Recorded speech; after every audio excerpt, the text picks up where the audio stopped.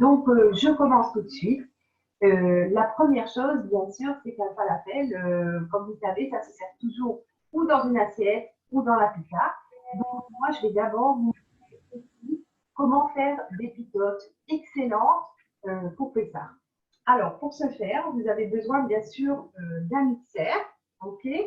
Et dans le mixeur, vous allez, si vous regardez les recettes que je vous ai données, vous allez retrouver tous les ingrédients. Donc, je les remontre cependant. Vous avez une farine toute particulière et magnifique pour Pessah qui s'appelle Tarovet le Achanat Mafesh Marim le Pessah. Donc, vous prenez ce paquet et vous l'ouvrez et vous le mettez dans votre mixeur. Donc, attention, c'est une farine qui fait pas mal de poussière. Donc, allez-y doucement. Vous la mettez dans votre mixeur. Voilà, tout doucement. Et vous allez y rajouter, toujours comme c'est marqué sur vos feuilles, vous allez y rajouter une pincée de sel. Donc, moi, j'ai déjà tout préparé. Donc, mes quantités sont prêtes. Une demi-cuillère à soupe de sucre. Donc, moi, j'ai du sucre brun. Et je mets mon couvercle et je commence à faire tourner doucement, doucement mon mixeur. Donc, voilà, c'est parti. Les pitotes sont en route. Je vais maintenant rajouter l'huile, donc déjà préparée aussi. On a dit un quart de verre d'huile. Donc, je le verse doucement.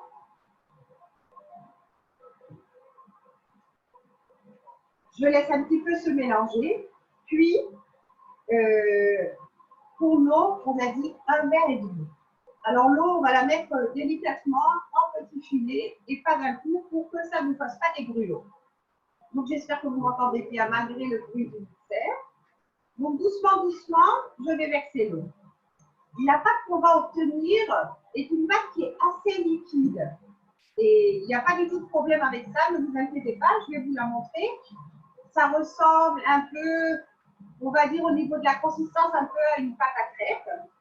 Et vous verrez, elle va monter un petit peu cette pâte. Alors attention, maintenant il y a plus de bruit parce que j'ai rajouté toute l'eau.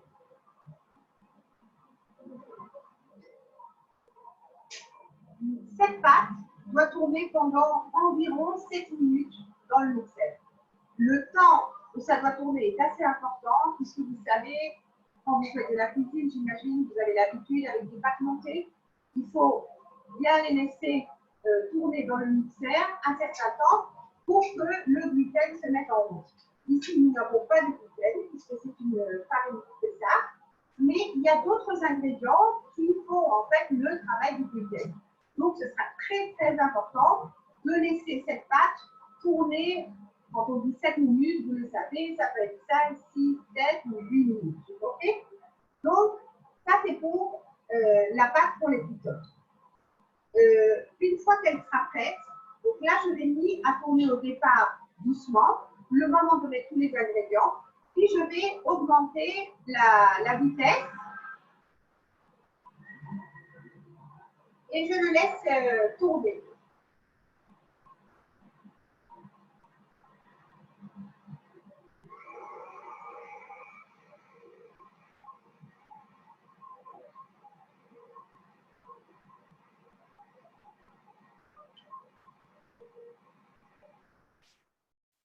Comme je ne veux pas vous faire attendre trop longtemps, je vais déjà sortir la pâte, bien que comme ça en direct, je n'ai pas fait tourner si longtemps.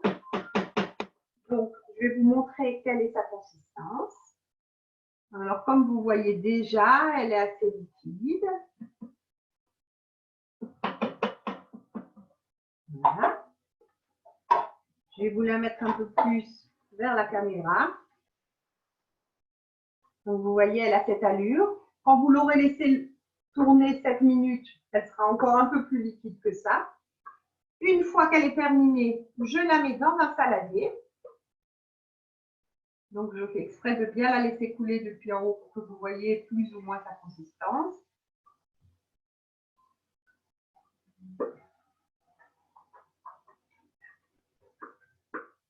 Voilà. Je l'ai mise dans le saladier.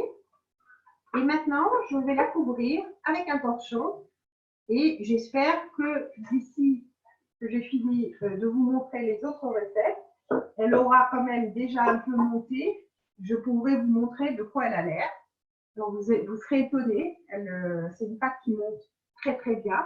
Au niveau de la quantité, vous obtiendrez environ 5-6 pitotes. Ça dépend de nouveau exactement combien vous voudrez vos pitotes, un peu plus épaisses, un peu moins épaisses. Comment vous savez qu'on a la recette, mais que souvent les choses ne sortent pas exactement avec la même consistance. Mais c'est pas un problème ici. Donc, je la mets de côté, je la mets un peu à gonfler et je vous montrerai donc plus tard, à la fin, comment est-ce que vous mettez les pitotes à cuire. Ok? Donc, on a fini ici pour les pitotes et je vais passer à la recette suivante.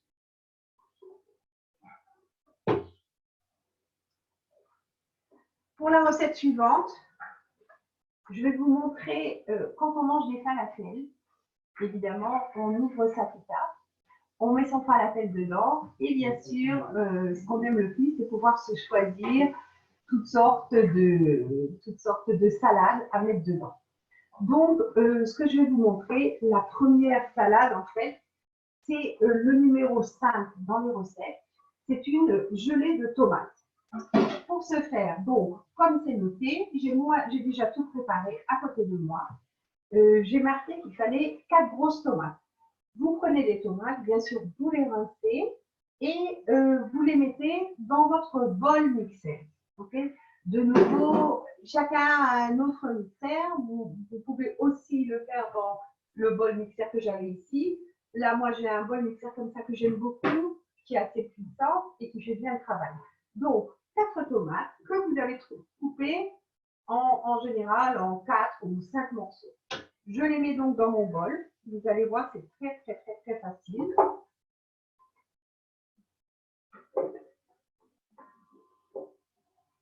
Et les gousses d'ail. Donc, je vous ai marqué 3 gousses d'ail. Moi, ici, j'en ai 2 parce qu'elles étaient bien grosses. Je mets un petit peu de sel. Donc, ça, bien sûr, chacun comme vous voulez, comme vous aimez. Je mets aussi du poivre noir. On aime bien ce qui est bien pimenté. Voilà mon poivre noir. Je mets mon couvercle. Attention, ça va faire du bruit parce que c'est un mixeur qui est puissant, donc il fait du bruit, mais ça va être court. Et je mets donc au départ petite vitesse.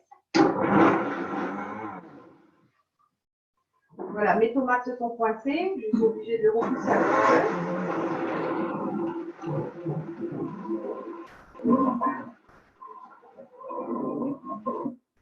Une fois que je vois que les tomates sont bien écrasées, je vais commencer à verser dedans un peu d'huile. Alors évidemment, je n'utilise pour cela que de l'huile d'olive. Je vous recommande d'ailleurs toujours en cuisine de n'utiliser que de l'huile d'olive.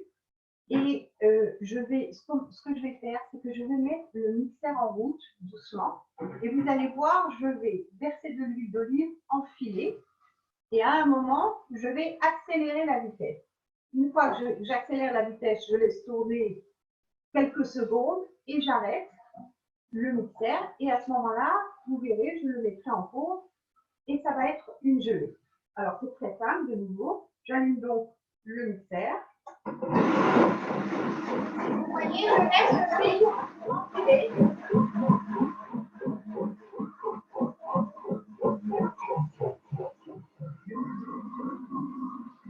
Je referme et j'augmente d'un coup la vitesse. Et j'arrête. Je vais donc maintenant, comme vous voyez, c'est d'une très très grande simplicité. Je vais le passer dans un pot devant vous pour que vous puissiez voir la consistance. Alors regardez bien. De nouveau, je le fais depuis assez haut pour que vous puissiez voir. J'espère que vous voyez bien. On a déjà ici une gelée. Et quand vous la mettrez au frigidaire, elle va durcir. Voilà.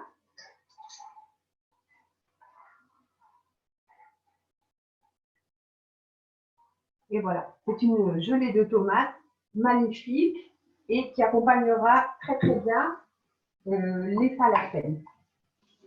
Donc, on a fini notre gelée qui est mise en pot. On va les laisser un peu refroidir et plus elle refroidit au frigo, plus elle va se durcir.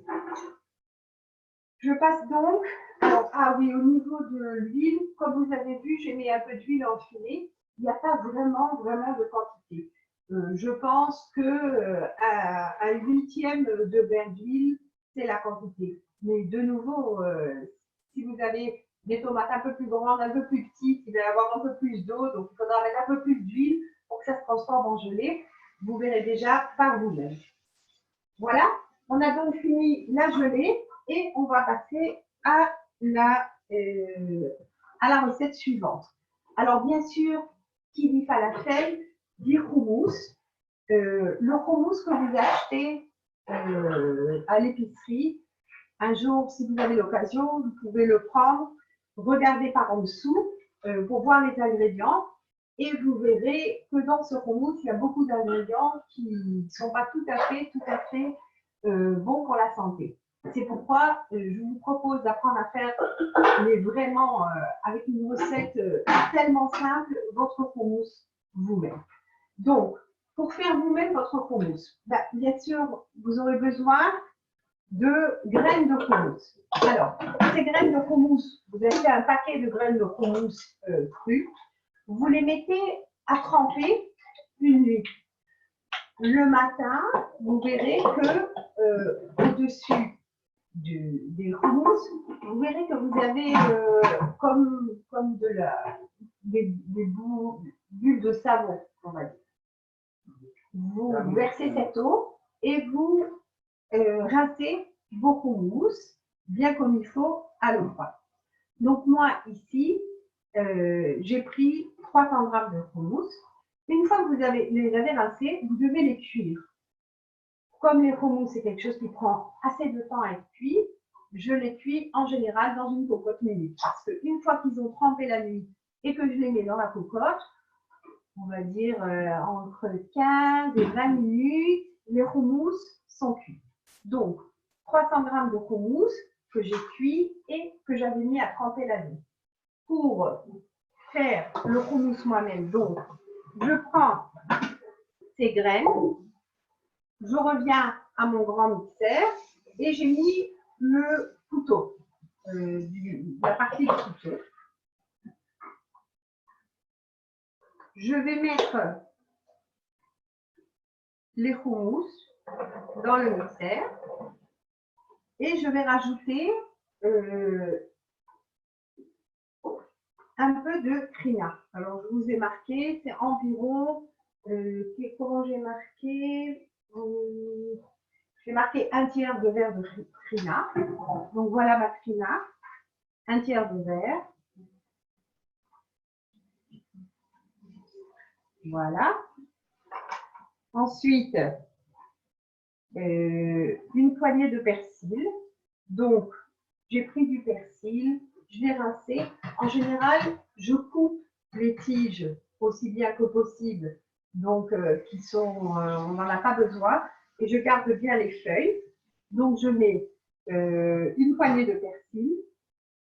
Comme on aime bien, comme je vous l'ai dit, on aime bien le piquant, et c'est bon dans le houmous et après pour le falafel, je mets un petit morceau de poivron piquant. Vous connaissez, c'est les tout petits poivrons. Et j'en prends un petit morceau que je coupe et que je mets dedans. Bien sûr, je n'oublie pas l'ail. Donc, j'ai aussi mes 3 gousses d'ail. Et je mets du citron. Alors, le citron, je vous ai marqué un verre de jus de citron. C'est le maximum. Je vous marque chaque fois le maximum. Parce que comme je l'ai noté d'ailleurs, il faut toujours ajuster. C'est-à-dire que moi, je vous donne la recette et après, vous déciderez par vous-même si vous mettez un peu plus ou un peu moins de liquide dans votre recette. Donc, je mets mon citron.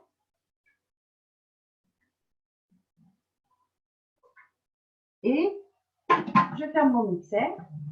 Et voilà, c'est parti.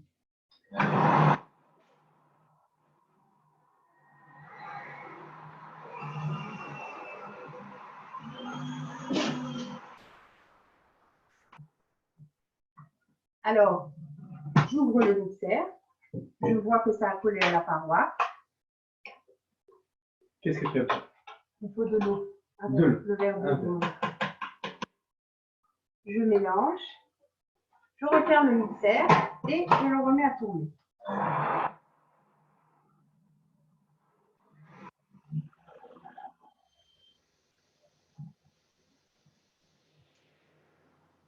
Alors, comme je l'ai noté, je vous ai dit, il faut mettre de l'eau si besoin.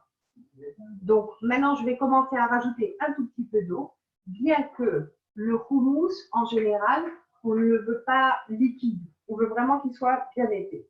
Donc, j'ai mis du citron. Comme vous avez vu, je n'ai pas mis un verre entier. Donc, je vais devoir rajouter un petit peu d'eau.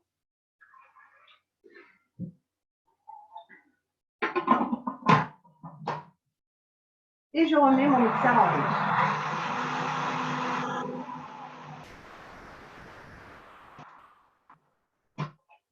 À nouveau, j'ouvre. Je gratte les parois.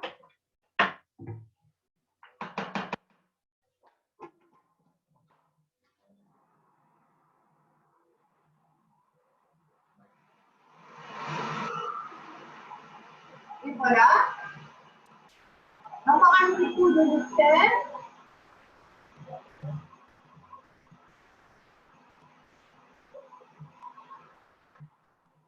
Et voilà mon houmous qui est prêt. Donc, je reprends la recette. Vous aviez les houmous, du persil, du poivron piquant, de l'ail, un peu de trina, du jus de citron. J'ai oublié le sel et le poivre. Donc, bien sûr, un peu de sel, un peu de poivre pour qui veut encore un petit peu en plus du piquant.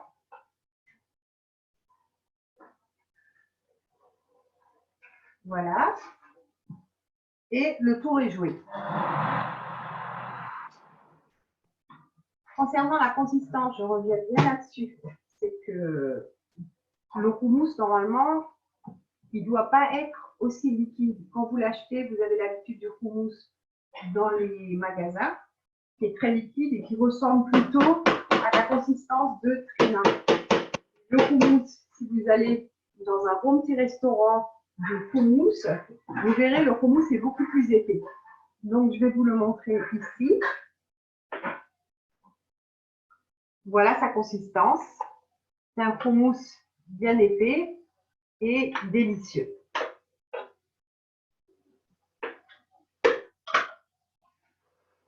Voilà, comme vous voyez, il a aussi une petite couleur verte sympathique due au persil que nous avons mis dedans.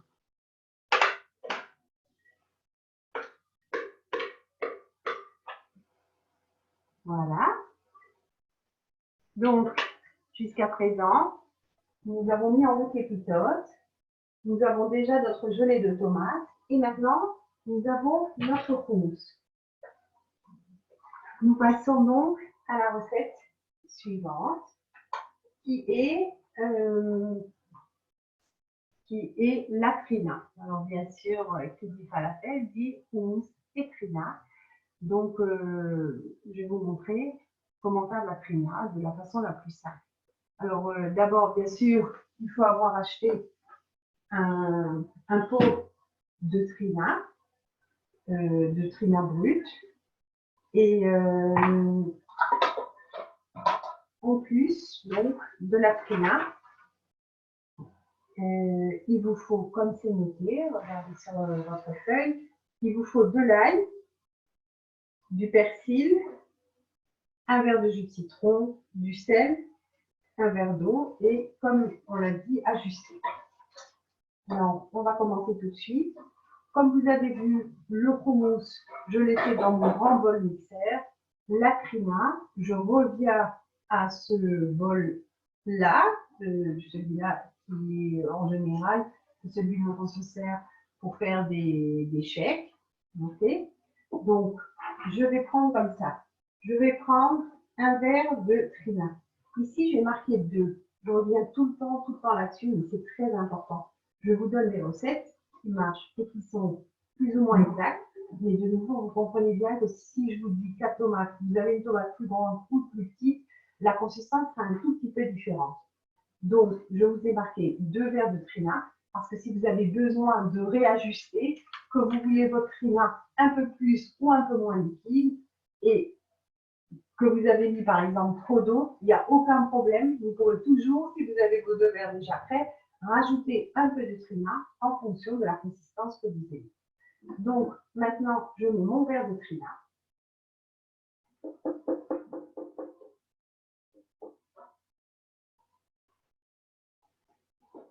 Je mets mes gousses d'ail. Alors, j'ai dit 4 parce que je trouve que la Trina, elle a toujours besoin de beaucoup d'ail pour être bien relevée. Là, j'ai noté un verre de jus de citron.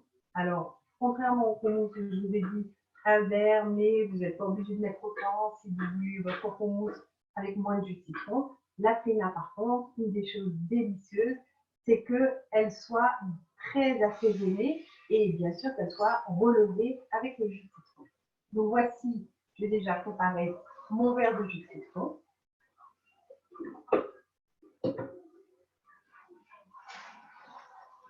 Et ce qui est particulier dans la Trina que je vous propose, c'est que c'est une Trina qui est verte. C'est-à-dire que j'ai eu l'idée de mettre dedans du persil. Donc à nouveau, je mets une poignée de persil, environ, vous voyez la quantité. Et comme je vous l'ai dit précédemment, j'ai enlevé les tiges, je le coupe encore un petit peu et je le mets dans mon bol mixeur. Voilà, je crois qu'il nous manque le sel. Une fois de plus, j'ai un peu oublié le sel. Et je vais mettre en route cette Trina. Donc attention, le bruit va commencer.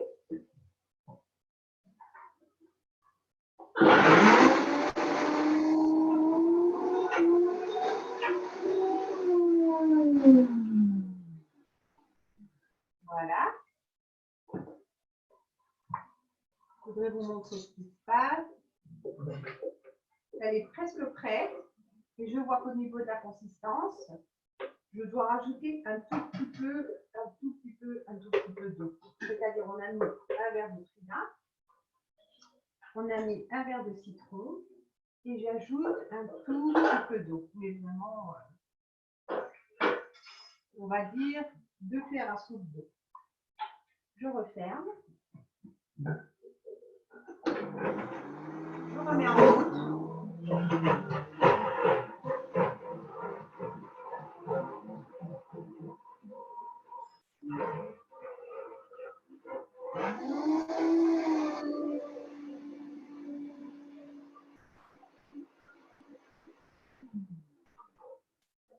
Et voilà. Je suis désolée pour le bruit, mais ça fait partie de la recette. Vous allez voir la consistance extraordinaire de cette recette. Je vais la faire couler devant vous dans un pot. Regardez. Elle a une consistance parfaite. Elle a une très jolie couleur verte. Elle est très relevée grâce au jus de citron. C'est-à-dire que c'est pour ça que je mets d'abord mon verre de jus de citron. Et s'il faut, j'ajuste un tout petit peu avec de l'eau, mais pas trop. Et voilà, regardez, ça vous fait une quantité magnifique. Et voilà. Voilà votre pot de Trina. Consistance extraordinaire, goût aussi extraordinaire et très jolie présentation, bien sûr. Je peux poser une question pour les auditeurs? Donc voilà, j'ai fini avec la Trina.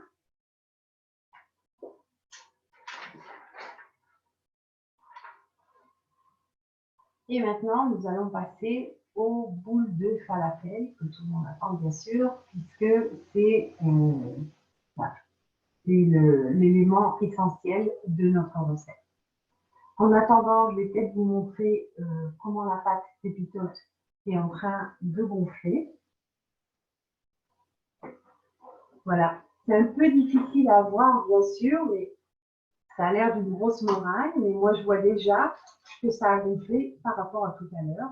J'espère que d'ici qu'on ait fini les boules de falafel, ça aura encore un peu plus gonflé et que je pourrai vous montrer comment les transformer en pizza.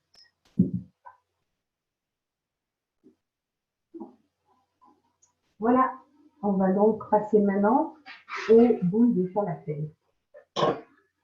Alors, pour les boules de falafel, je reviens à mon gros mixeur.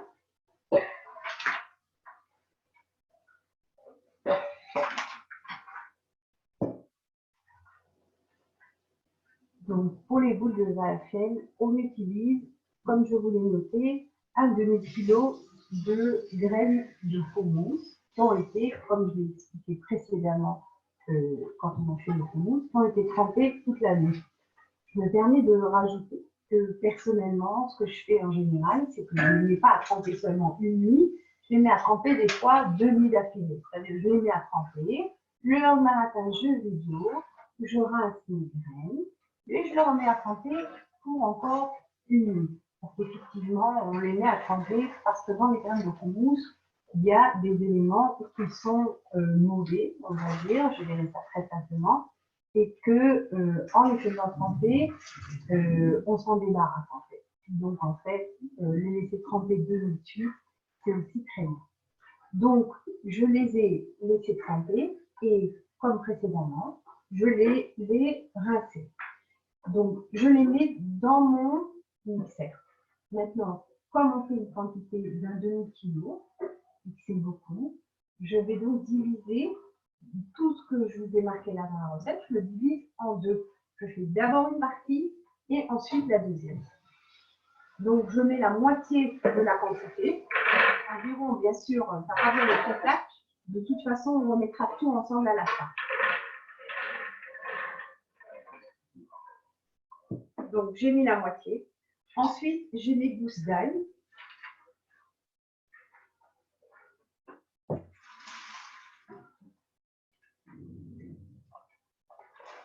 Donc, ici, j'en mets deux. Comme je vous ai noté, il faut mettre du persil et du couscous. Donc, je les ai déjà lavés, coupés. J'ai plus besoin de vous expliquer, vous savez déjà comment. Je mets la moitié de mon couscous. Je mets la moitié de mon persil, déjà aussi rincé et prêt à être utilisé. On a marqué qu'il fallait un gros oignon, donc je vais mettre la moitié, je le coupe en deux. Tout ça, comme je vous l'ai dit, c'est parce que si vous mettez toute la quantité en une fois, comme les houmous malgré tout, c'est assez difficile pour le mixeur de les écraser, il vaut mieux le faire en deux fois. Alors, qu'est-ce qui nous manque? Eh bien, oui, bien sûr, de nouveau, du poivron piquant, vous avez compris, c'est très important pour moi, mais de nouveau, vous pouvez en mettre un peu plus, un peu moins. Donc, j'avais mis un petit morceau, je le coupe en deux, et donc je vérifie que je n'ai rien oublié. Donc, en fait, ce qui se passe, c'est que comme vous voyez, on met tous les éléments à l'intérieur du mixeur, on les divise en deux, on les passe, on va tout regrouper dans un seul saladier et seulement une fois que tout ça sera dans le saladier, on mettra le sel et les épices. Donc on y va, c'est parti.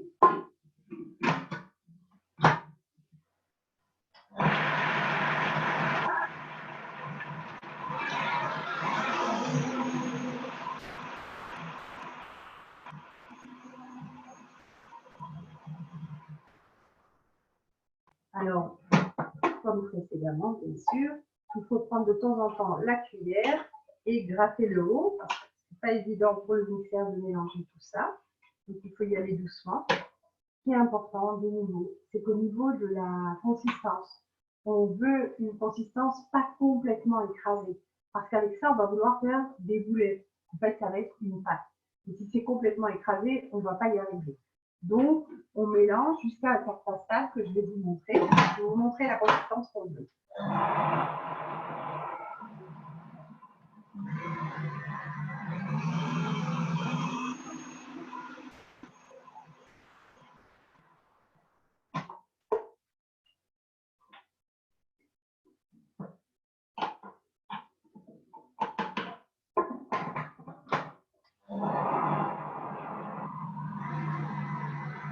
Ça prend du temps. Comme vous voyez, dès que j'ai divisé en deux, c'est pas du tout évident de bien mélanger. Voilà. Après, ce que je vais faire, c'est que je vais couper encore en plus petit l'oignon. Je vois qu'il y a du mal. Je pensais que j'avais un bon mixeur, mais finalement, je trouve que des fois, c'est pas si évident. Voilà. Je remélange tout.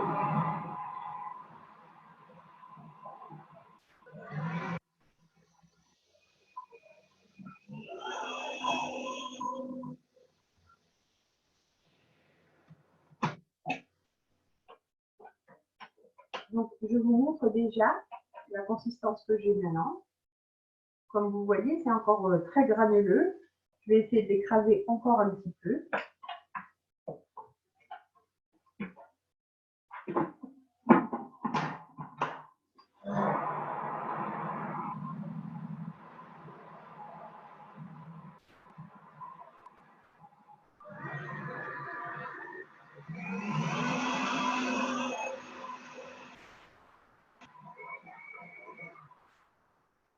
Voilà, je pense que c'est prêt.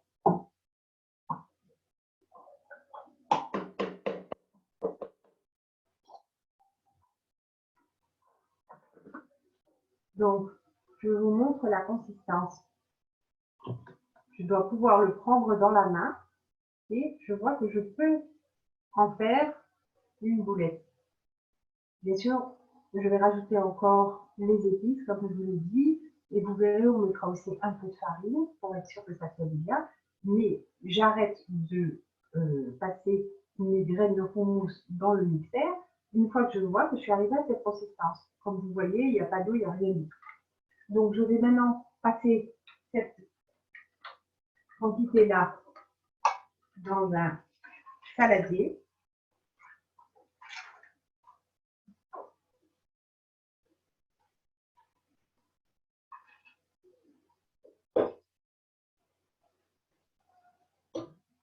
J'espère que vous voyez bien cette consistance qui est juste un tout petit peu collante. Voilà.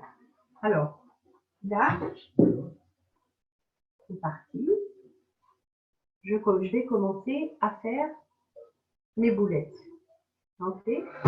Donc, je vois que je peux faire une boulette sans rien rajouter.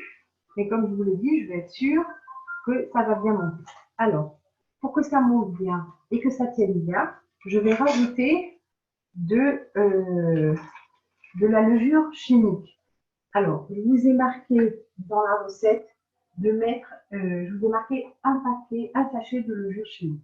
Alors, un sachet de levure chimique, c'est beaucoup pour un demi-kilo de graines de houmous, mais je vous ai marqué ça. De nouveau, bien sûr, je ne vais pas vous dire d'avoir sous la main un quart de levure chimique, parce que des fois, vous devrez en mettre un peu plus, un peu moins. D'accord? Donc, moi, j'ai ouvert un paquet de levure chimique et je vais en mettre, je ne vais pas mettre tout le paquet, vous voyez, presque, j'ai mis presque tout le paquet. D'accord? Je mélange. Je vois que vraiment cette pâte, elle est très bien. C'est-à-dire que si j'avais pas peur qu'elle s'effrite, je crois que j'aurais pas rajouté grand-chose. Donc, voilà ma pâte. Maintenant, je vais mettre les épices. Alors, l'épice essentielle, bien sûr, c'est le cumin. D'accord? Alors, je vais peut-être mettre d'abord le sel.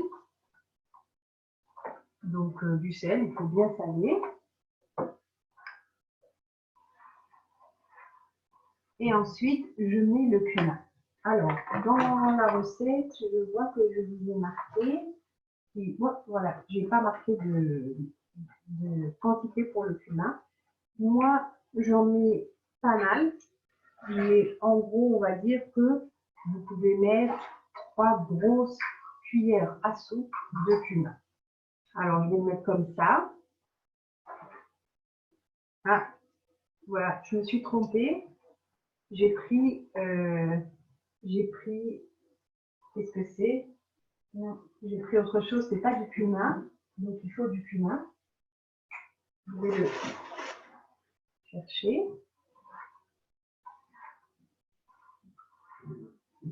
En attendant, comme j'ai mis déjà la levure chimique, je sens que la pâte est déjà un petit peu en train de gonfler.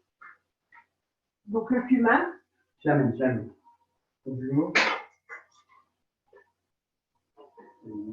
Voilà.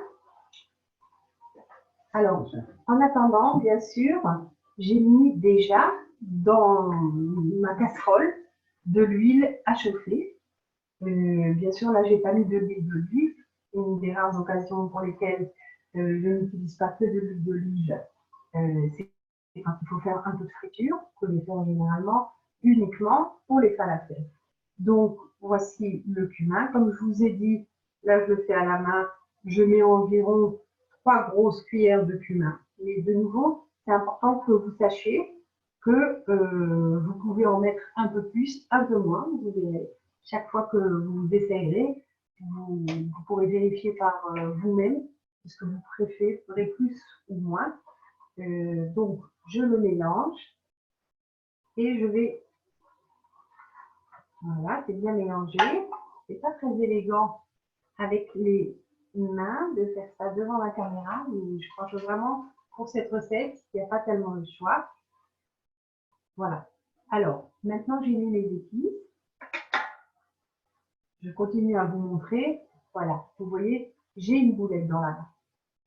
Mais de nouveau, pour être sûr qu'elle ne va pas s'effriter au moment où je vais la mettre dans l'huile chaude, je vais rajouter de la farine. Alors ici, j'utilise bien sûr la farine que j'ai utilisée tout à l'heure, qui est de la farine pour ça. Quand je regarde, je crois que je ne vous ai pas marqué la farine dans la recette. Donc il faudra que vous le rajoutiez. Alors, j'ai pas dû le marquer parce qu'effectivement, il faut en rajouter un tout petit peu. Alors, je vous montre, on est nouveau. Vous voyez, je mets, on va dire, 2 cuillères à soupe de farine, ok, pour la moitié des 500 grammes. Donc, il faudra peut-être mettre 4 cuillères à soupe. De nouveau, si vous avez mis un tout petit peu plus de persil, un oignon un tout petit peu plus grand ou un petit peu plus de couscous-barre, il y aura un peu plus d'eau dans votre pâte et ce sera à vous d'ajuster. J'imagine que vous connaissez ça quand vous faites des gâteaux ou surtout des pâtes pour des brioches. Parfois, elles sont un peu plus dures ou un peu plus liquides. Alors voilà, là j'ai rajouté de la farine. Ça m'a l'air bien, espérons. Donc, j'ai mis mon huile à chauffer. L'huile doit être bien chaude. En général, moi j'utilise une friteuse à cet effet, mais là, en fait, pour tout vous dire, je n'ai pas de friteuse maintenant parce qu'elle s'est cassée. Donc, j'ai mis l'huile dans la casserole. Elle est bouillante. Si votre huile est trop chaude, vos falafels vont brunir tout de suite de l'extérieur et ne seront pas assez cuits à l'intérieur, ce qui d'ailleurs n'est pas du tout mauvais. Moi, j'aime bien comme ça aussi. Mais donc, il faut avoir fait bien chauffer votre huile avant, mais au moment où vous mettez vos falafels, vous avez intérêt à baisser un petit peu le feu. Alors moi, ici, comme ma cuisine est dans le grand balagan d'avant-pétard, j'ai pris donc une plaque. Je vous remontre la boulette maintenant. Je ne sais pas si vous voyez qu'elle est plus ferme maintenant puisque j'ai rajouté la farine. Je vais la mettre dans l'huile et vous allez voir, je vais la retourner un tout petit peu. Le temps de cuisson est très court en général pour les boulettes de falafel. De nouveau, quand je le fais dans la friteuse, vous verrez si vous avez une friteuse, Au bout d'une minute, vous avez déjà retourné le falafel des deux côtés, parce que oui, vous devrez un tout petit peu le tourner par vous-même, parce que sinon, il ne se retourne pas toute seule. C'est une boulette qui ne se retourne pas toute seule. Et vous pourrez le sortir. De nouveau, il y en a qui l'aiment un peu plus cuit, un peu moins cuit, ça vous déciderez déjà par vous-même. Donc voilà, j'ai ma boulette de falafel et je vais la mettre dans l'huile qui ici est déjà très chaude. Donc attention, j'espère que l'huile ne va pas sauter jusqu'à l'écran. Je la mets.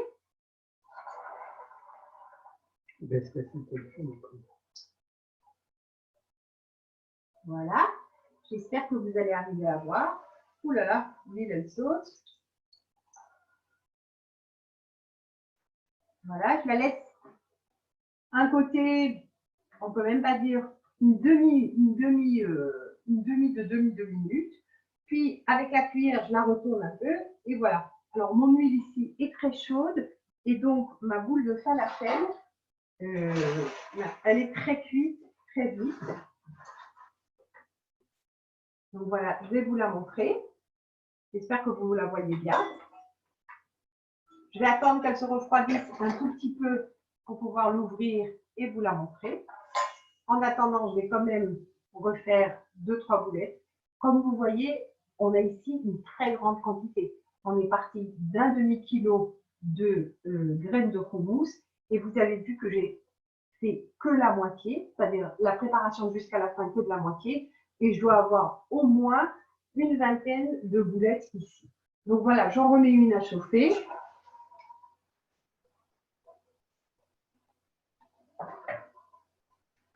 Donc je la tourne, je vérifie.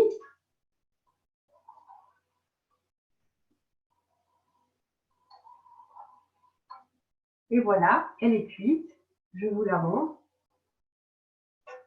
Donc souvenez-vous, quand vous mettez vos boulettes, si votre huile était bien chaude avant, vous pouvez baisser l'huile et laisser vos boulettes vraiment, comme vous voyez, quelques secondes et elles seront cuites. Ok? Donc maintenant, je vais on a fini avec les boulettes, on a fini avec les salades. J'aimerais vous montrer comment on prépare l'épisode avec la pâte qui a déjà monté. Donc je vais juste me rincer les mains une minute, ou bien je vais peut-être m'essuyer ici avec un papier. Non, je crois qu'il faut que je me rince les mains, donc je vais me les rincer et j'arrive.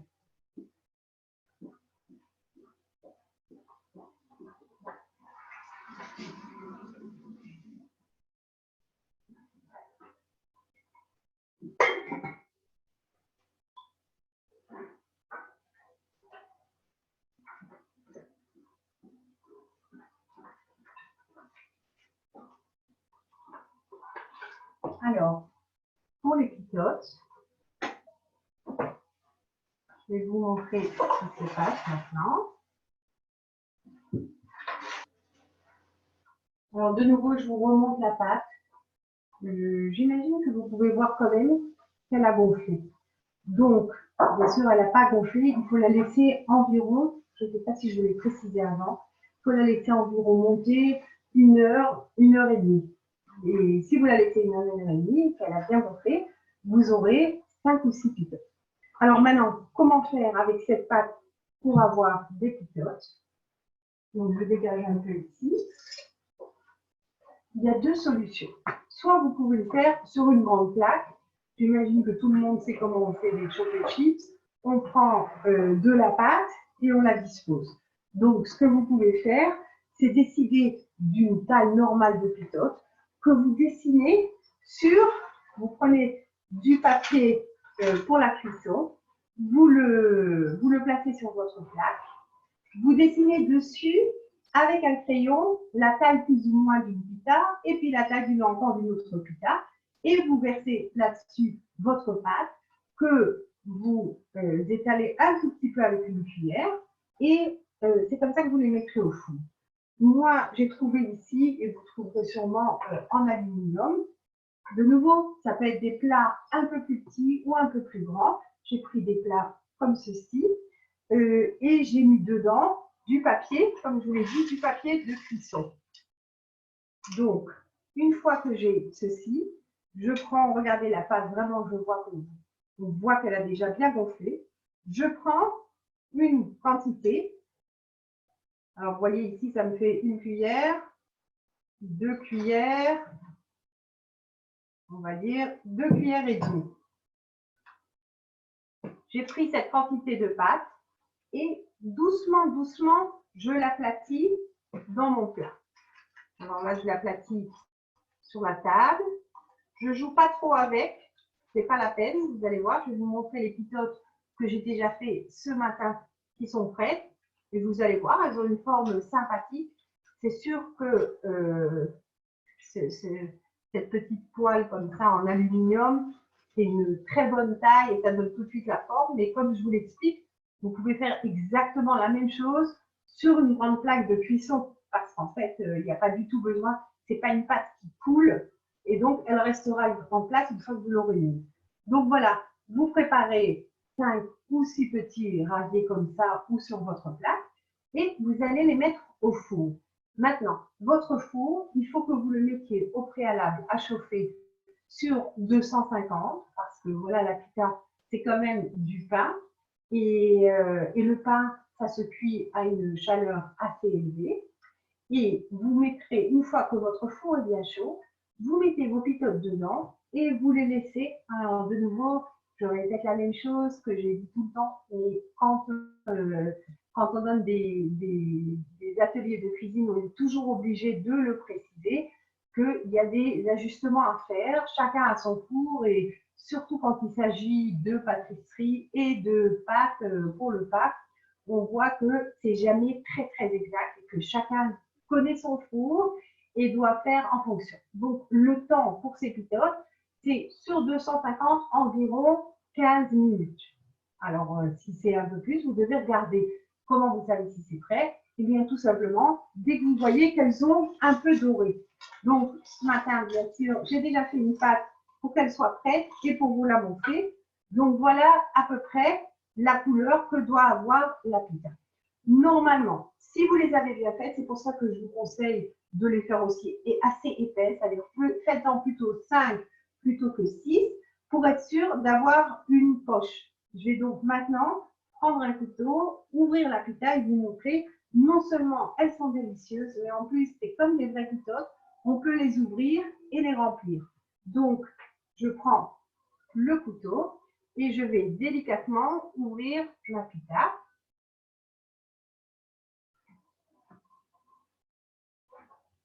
Donc vraiment, je crois que c'est une recette exceptionnelle pour Pessah parce que c'est très rare. Enfin, j'ai jamais vu qu'on pouvait faire une pâte aussi extraordinaire qui donne vraiment un pain qui est à la fois bon. Alors voilà, regardez, magnifique.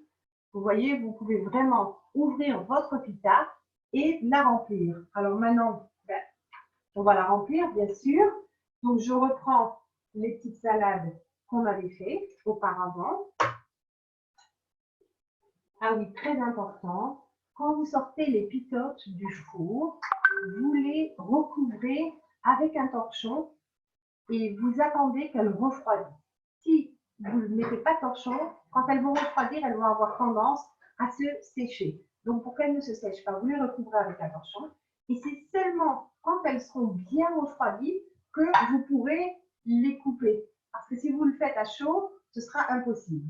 Donc, voilà ma pita, magnifique. Comme vous voyez, elle est très élastique. En effet, la farine utilisée ici et donc qui est pour Pessah, ils ont réussi à remplacer le gluten avec toutes sortes de gommes qui font vraiment l'effet du gluten. Et vous pourrez le voir, elle est souple comme du pain tout frais. Donc voilà, je vais mettre de mon houmous, magnifique, et je vais mettre de ma trina que je vous remontre, qui est sortie, qui est vraiment parfaite, comme toujours. Donc j'en mets de l'autre côté. Je rajoute aussi un peu de ma gelée de tomate. Ou bien non, ce que je pense que je vais faire, c'est que je vais mettre d'abord les falafels dans la pita. Alors vous voyez mes boulettes. Je crois qu'il n'y a pas le choix, je suis obligée de croquer dedans pour vous montrer comme elles sont bonnes et comme elles sont bien cuites. Voilà, alors c'est fait. C'est délicieux, comme toujours, c'est une des choses que je préfère au monde. Donc voilà, je mets ma boulette à l'intérieur et la deuxième, la même chose. Et par-dessus tout ça, je vais mettre ma gelée de tomates. Alors, comme vous voyez, vraiment, vous voyez que c'est de la gelée, elle tient bien. Vous m'en direz des nouvelles parce que c'est une recette que j'ai inventée. C'est sûr qu'elle n'est pas très compliquée, mais quand même, c'était mon idée. Voilà, j'écrase tout ça. Et alors, maintenant, je mange le péché à colle parce que c'est pas parce que c'était ça, c'est que c'est de la farine sur laquelle on fait chez à colle.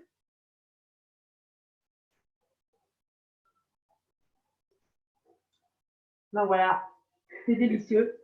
Donc je vous conseille d'en faire déjà même avant Pessah, parce que moi je me suis préparée à cet atelier toute la semaine. Donc on en a mangé toute la semaine. C'est vraiment une recette formidable. Alors voilà, avec cette recette, je suis sûre du coup que vous allez avoir un excellent Pessah. Surtout que vous ne serez pas affamés, vous n'aurez pas faim. Et j'espère vraiment, je vous souhaite Chag Sameach. Et si Dieu veut, une bonne santé pour tous. Et à bientôt, j'espère. Chag Sameach.